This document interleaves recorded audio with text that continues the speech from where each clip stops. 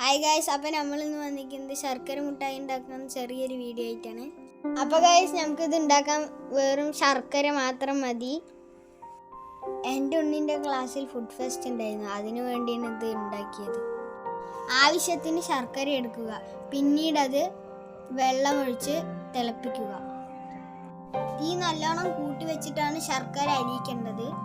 ഞങ്ങളുടെ ഇവിടുത്തെ മുത്തീമിയാണ് ഇത് ഉണ്ടാക്കി തന്നത്. ശർക്കര നന്നായി ഉരുകി അത് അലിഞ്ഞ് നന്നായി തിളയ്ക്കണം. ശർക്കര പാനി നന്നായി തിളച്ച് ഈ രീതിയിൽ കുറുകി വരുമ്പോൾ ഓഫാക്കുക.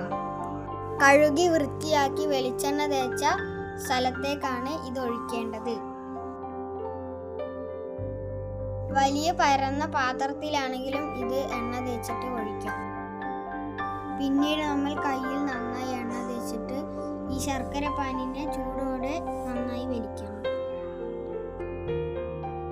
ഇതിനു വേണ്ടി ഒരു കമ്പി സെറ്റാക്കി വെച്ചാൽ അതായിരിക്കും നല്ലത്.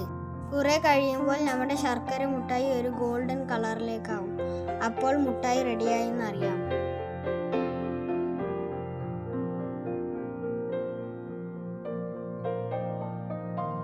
പിന്നീട് ഇത് അരിപ്പൊടിയിലേക്ക് കട്ട് ചെയ്തിടുക. അപ്പോൾ നമ്മുടെ ശർക്കര മുട്ടായി റെഡിയായിട്ടുണ്ട്. നല്ല ടേസ്റ്റാണ്. എല്ലാവരും ഒന്ന് ട്രൈ ചെയ്ത് നോക്കുക.